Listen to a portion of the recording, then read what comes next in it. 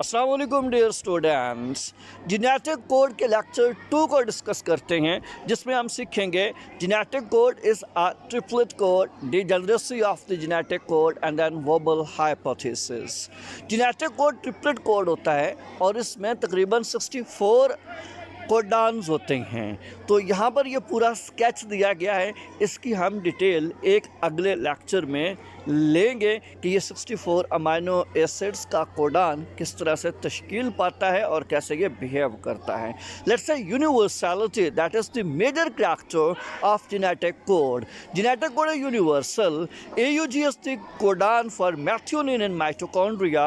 The same codon AUG codes for isoleucine in cytoplasm. देखिए AUG codon ये mitochondria में methionine का amino acid बनाता है, जबकि सेल के साइटोप्लाज्म के अंदर यही AUG codon isoleucine amino acid को क्रिएट करता है।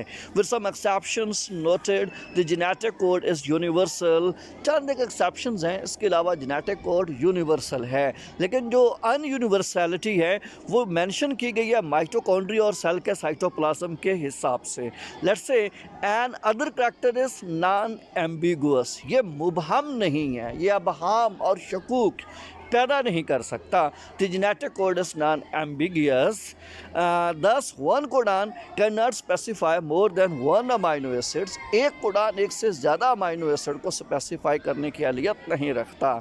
नॉन ओवरलैपिंग एक और character, one base can't participate in the formation of more than one codon. याद रखिए कि एक बेस एक से ज़्यादा कोडान की फार्मूलेशन में पार्टिसिपेट नहीं कर पाती। This means that code is non overlapping, ये ओवरलैप भी नहीं कर पाता। सो अदर कैरेक्टर है continuous translation. The gene is transcribed and translated continuously from a fix starting point to a fix stop point. याद रखिए एक फिक्स स्टार्टिंग पॉइंट से जीन ट्रांसक्राइब करना और ट्रांसलेट करना शुरू करती है और फिक्स स्टॉप पॉइंट तक ही ट्रांसक्राइब या ट्रांसलेट करते चली जाती है। Punctuations are not present between the codons. Codon के दरमियान दरमियानी रास्ते, दरमियानी सिलसिले, पंक्चुएशंस होते ही नहीं हैं।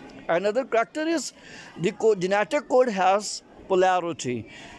The code has a definite direction for reading of message which is referred to as polarity.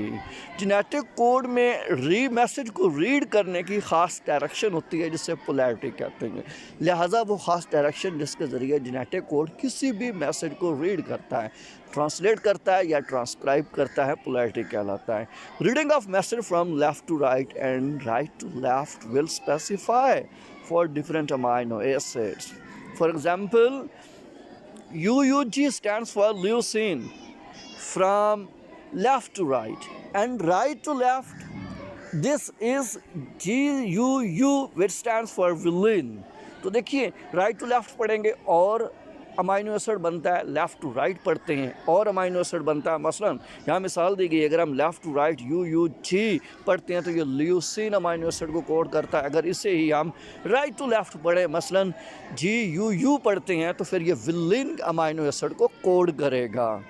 Now, here is degeneracy of genetic code. An amino acid can be coded for more than one codon. एक amino acid को बाज़ औक़ात एक से ज़्यादा codon भी code कर सकते हैं। This is called degeneracy of genetic code. तो मिसाल के तौर पे आर्जिनिन एक अमाइनो एसिड है जिससे एक से ज़्यादा कोडान कोड करने की एबिलिटी रखते हैं। इस पर हम मज़ीद बहस करेंगे, डिस्कशंस लेंगे, लेकिन अगले लेक्चर में। Now, here is verbal hypothesis.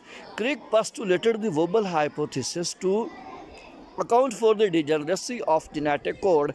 According to this hypothesis, the first two bases of a codon pair according to the normal base pairing rules were the last two bases of anticodon. और this is very simple. Mister Crick ने wobble hypothesis को propose किया था। याद रखिए कि यहाँ पर वोबल के मानी लरसने की होते हैं। लरसने से ये मुराद है, या फिर वोबल हाइपोथेसिस हमें ये एबिलिटी और अपॉर्चुनिटी प्रोवाइड करता है कि इसके तहत बहुत सारे कोडान्स बनेंगे और बहुत सारे ही अमाइनो एसिड सिंथेसाइज होंगे। दैट्स व्हाई जो 64 कोडान का करैक्टर है वो वोबल हाइपोथेसिस की बुनियाद पे बनता है और ये डिजेनरेसी का ही एक कंसेप्ट है। तो इस नज़रिए के मुताबिक याद रखिए कि कोडान की पहली दो बेसिस एंटी कोडान की आखिरी दो बेसिस के साथ नॉर्मल पेयरिंग करते हैं, but base pairing at the third position of codon is wobble. लेकिन कोडान की थर्ड पोजीशन पर जो बेस पेयरिंग होती है वो वोबल होती है। तो याद रखिए हमने ये अपने लास्ट लेक्चर में बात पढ़ी थी कि एंटी कोडान ट्रांसफ़र आरएनए का हिस्सा होता है जबकि कोडान मैसेंजर आरएनए का हिस्सा होता है। Transfer RNA usually 3 to 5 prime में रीड किया जाता है। अगर हम इसे 3 to 5 प्राइम में रीड करना चाहें तो डेफिनेटली इसमें डायरेक्शंस और होगी। अगर हम इसे मैसेंजर आरएनए के कोडान को 5 to 3 प्राइम में रीड करना चाहें फिर इसकी डायरेक्शंस और होती हैं। तो यहाँ पर ये मेंशन किया गया है नॉर्मल पेयरिंग एंटी कोडान और कोडान के दरमियान GA और CU के दरमियान है, लेकिन G और C के दरमियान ये भी नॉर्मल पेयरिंग है according to mister Watson Crick model के तहत। आप दूसरा स्केच देखें जहाँ पर वोबल पेयरिंग लिखी हुई है। पहली GA और CU it's a normal base pairing, लेकिन G और U के दरमियान जो है दिस इज वोबल। तो ये है वोबल पेयरिंग जिसमें उर्फ़-ए-आम कोडान की पहली दो बेसिस नॉर्मल रहेंगी और एंटी कोडान की आखिरी दो बेसिस नॉर्मल रहती हैं। Wobble hypothesis explains degeneracy like existence of multiple codons for a single amino acid. Although there are 61 codons for amino acids, the number of transfer RNA is less around 40 which is due to wobbling। याद रखिए जो important बात है 61 codon सारे amino acids के लिए हैं, लेकिन जो ट्रांसफ़र आरएनए के मालिक्यूल्स हैं या ट्रांसफ़र आरएनए की तादाद है वो राउंड अबाउट कम है, वो 40 के करीब होती है और 40 के करीब अमाइनो एसिड 61 है जब कोडान 61 है, जबकि ट्रांसफ़र आरएनए मालिक्यूल 60 है। तो ये वोबलिंग के तहत इन्हें 64 तक लाया जाता है। Now here is biological significance of degeneracy of the genetic code. If the code were not degenerate, 20 codons would designated amino acids and 44 would lead to chain termination.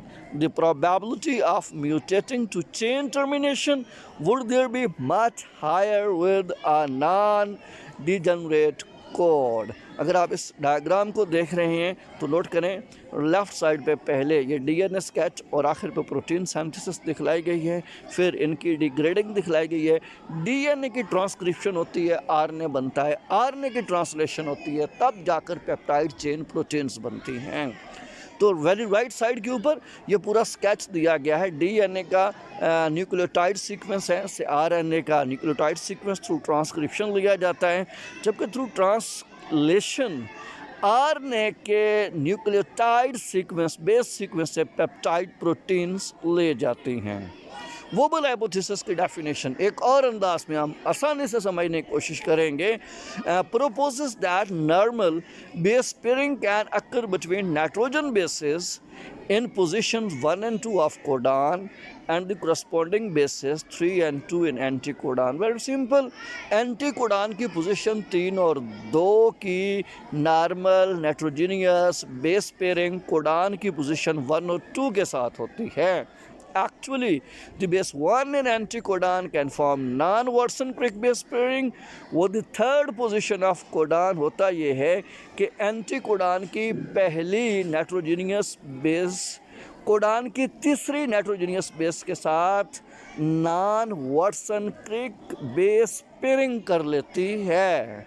तो ये वही स्केच है जिसे रिवाइज किया गया है। लेफ़्ट साइड पे आप देखें मैसेंजर आरएनए में CUC नॉर्मल बेस पेयरिंग है, जबकि ट्रांसफ़र आरएनए में GAG नॉर्मल बेस पेयरिंग है। राइट साइड के डायग्राम पे आप देखें तो मैसेंजर आरएनए में CUU आ गई है, जबकि ट्रांसफ़र आरएनए में GAG जी आ गई है। तो दिस इज़ वेरी सिंपल कि जो messenger RNA 5 to 3 prime directions में दिया गया, इसकी बेस 1 जो कि यू है, और एंटी कोडान ट्रांसफर आरएनए की जी बेस जो कि पोजीशन नंबर 3 पर है, ये वोबल पेयरिंग शो करती हैं, अबनॉर्मल पेयरिंग शो करती हैं, जिससे डिजेनरेसी में इजाफा होता है और 40 के करीब transfer RNA molecule 64 amino acids को कोड करने की अहलियत गेन कर लेते हैं। Thank you for watching Hussain lectures. Stay blessed. Allah.